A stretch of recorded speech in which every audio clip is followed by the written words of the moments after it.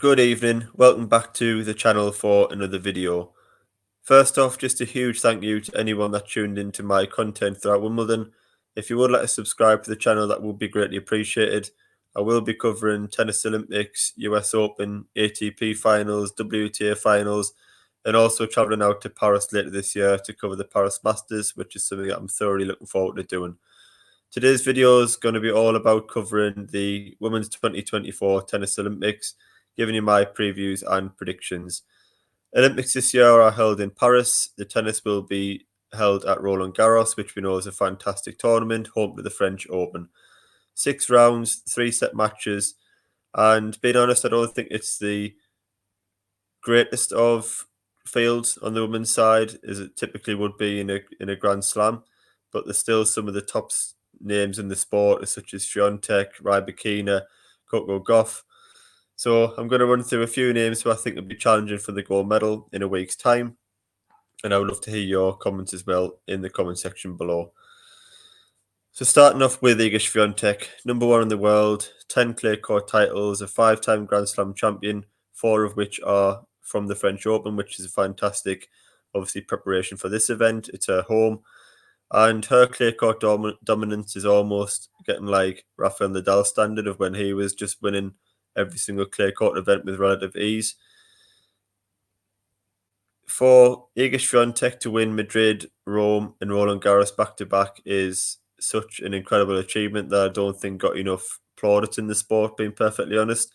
I think we've come to just accept that Iga Swiatek's going to win every clay court event, but when you see how, little the WTA Tour is with talent and everyone chasing the same goals and wanting to break through, and Swiatek having that pressure of being number 1 and being the champion at pretty much every clay court event, for her to turn up every year and just continue to dominate and, beat the best players in the world in straight sets and lift title after title is so commendable. And I was lucky enough to go out this year to Rome, and I saw her play Sabalenka, and I saw her play another couple of players, and she's such an unbelievable mover on the clay. The way she absorbs pace, her backhand is incredible. The way she serves, how comfortable she is in the court, her mindset. It was a joy to watch Swiatek play in Rome, and her name was in the trophy from, pretty much the first round. When you see the level that she can get to on a clay court, nobody can really live with her. The Wimbledon exit was, in my opinion, expected. She's never been at her best on grass, and when you've done back-to-back titles in Madrid, Rome, and Roland Garros, it's very difficult to transform that form to grass. And also, she must have been exhausted having, reached the finals in those 3 events. She's undoubtedly the player to beat on clay. You can see the stats there: 10 clay court titles, 4 French Opens, 3 consecutive. She's by far and away the best clay court player in the world in the women's side, and it'll take an incredible performance from somebody to beat her. And I'll go as far as saying, if you do beat Iga Swiatek in the Tennis Olympics, you will probably go home with a gold medal. I would say I would go that far. But if Swiatek turns up and plays the best tennis, she wins this event, you would think. Moving on now to Coco Gauff, who will be the flag bearer for USA alongside LeBron James, which I'm sure will be, a fantastic moment for Coco Gauff in what is such still a young career, only being 20 years old. Has won 1 clay court title, obviously won the US Open last year for her maiden major win, and definitely comes here as one of the favourites. When Sabalenka's not here, you like to think that Swiatek, Gauff, and Sabalenka are the 3 best women's players in the world. If Swiatek did suffer an early exit, or Gauff could perhaps turn that head-to-head around, then she would be probably favourite to win this gold medal.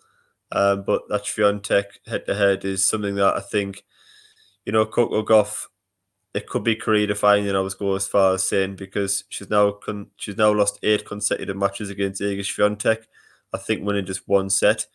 And I saw their match in Rome in the semi-final of the Rome Masters, and Gauff tried different things. She played about as well as she could, and I just feel like Swiatek was still in first gear. She dismantled her with ease, and Gauff just seemed to hit a bit of a mental block, as if to say, I don't know how I can beat this woman. And if Gauff wants to add to her 1 Grand Slam title, I'm sure she will in the future, but she's going to come up against Swiatek in semis and semi-finals and finals of Masters and majors many, many more times. and she's got to find a way of having more success against Swiatek if she wants to become a multiple major champion. Gauff has become more and more consistent over the last 2 or 3 years. We know she broke through at 14, 15 years old. She was an incredible talent. I feel like her game has really progressed in the past couple of years. I think the forehand's improved, her serve. She's still got fantastic athleticism and speed and defence and fight and will to win.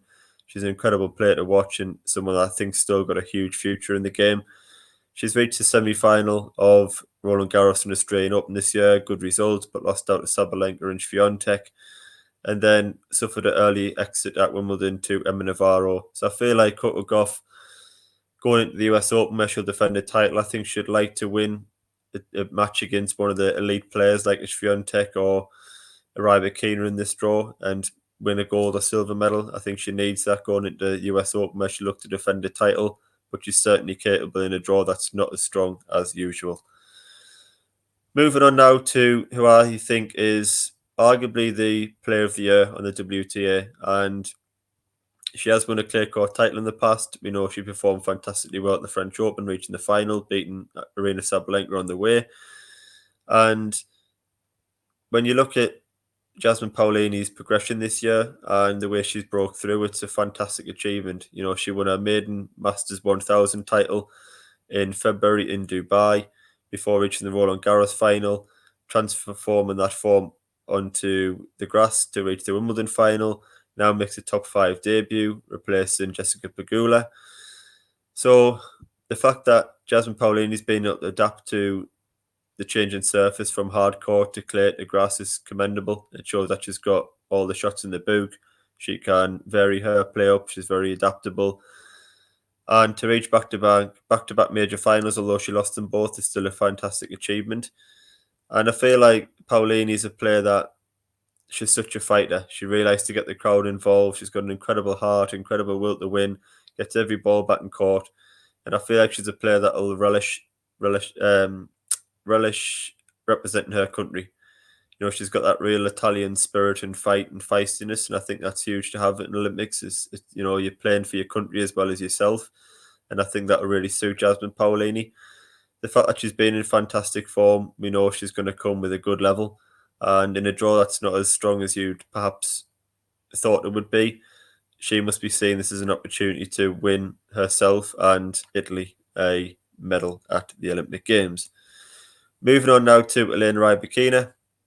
So Rybakina has won 3 clay court titles in the past, and she got arguably her biggest win on clay this year, beating Iga Swiatek in Stuttgart. We know what Swiatek went on to do, so that was a fantastic win for Rybakina to win that one on clay. I don't think, you know, Rybakina is particularly suited on clay, her game style, but to win 3 clay court titles show that she is adaptable, she is capable on the surface as well. And the fact that, you know, she defeated Swiatek, that should give her huge confidence. She reached the semi-final in Madrid before she had to pull out of Rome and Roland Garros through illness, so hopefully she's over that. Reached the Wimbledon semi-final. I think she definitely became outright favourite with how the draw opened up before going out to Barbara Krejcikova in the semi-final. But I think Rybakina can look back on that performance against Swiatek. There's no Aryna Sabalenka there. As I mentioned, there's a lot of big players that aren't in this draw, and it's a huge opportunity for Rybakina to take advantage of that and take a medal back to Kazakhstan. Final player I'm going to look at is Naomi Osaka, and Osaka will be hoping for a better Olympics. You know, she was the home favourite in Tokyo 4 years ago in Japan, and unfortunately suffered a 3rd round exit. She'll be hoping to fare better than she did that time. Now, Osaka is ranked number 102 in the world. We know that's very misleading. We know she took a long hiatus from the sport, took around 2 years out, and she's still returned to form. I don't think we've seen anywhere near the best of Naomi Osaka yet. She's still suffering early round exits. We know Osaka is a player that can consistently get to finals and win them. She's won 4 Grand Slam titles, all on hard courts. But I think we've definitely seen signs that she's returning to her best. We've seen some performances where she's blown opponents off the court, which we've seen, you know, 2 or 3 years ago before her hiatus from the sport. And she's a huge danger in any draw that she turns up in. You know, if Osaka turns up and finds the ground strokes and develops that real, you know, attacking prowess and speed on the forehand and backhand that she can and mixes it up with the serve, then she's an incredibly difficult player to stop. And, Osaka will want to get redemption for that poor performance in Tokyo 4 years ago. And I'm sure she'll come here, wanting to take a medal back to Japan. So, in terms of predictions, I'm going to go Jasmine Paolini to pick up the bronze medal. I think she's had a fantastic year so far, someone I've thoroughly enjoyed watching. Comes here in fantastic form from the clay, having reached the French Open final. A player that's hugely confident in all aspects of the game so far. She's gained a lot of fans. Italy's not far away from France. I'm sure she'll have Italian support over there as well, and she'll really thrive off the crowd and representing the country. I think, as I said, will really suit her, and I think she will pick up the bronze medal. I think we'll get a final again of Coco Gauff against Iga Swiatek, and I just can't see how Gauff can hurt Swiatek on a clay court. If it's on a hard court, I think it's different. Maybe it's the US Open with Gauff having the crowd and really suited to hard courts, then maybe she could turn the tables there. But I think Swiatek's just too strong for everybody in this draw, and if she turns up and plays 90 to 100% where she can, I think she wins this tournament very, very comfortably. There's nobody really, troubled her from Madrid onwards. With Madrid and Rome and French Open, she won pretty much every match very comfortable. And I'm going to pick Iga Swiatek to take home the gold medal back to Poland. So thank you for watching. If you would like to subscribe and like the video, it would be greatly appreciated. A couple of reasons on there why I do YouTube, which events I will be covering. But a huge thank you for watching this video. If you do want to leave your comments of who you think will win the medals, I do always enjoy reading those. Thanks again, and I will see you on the next video.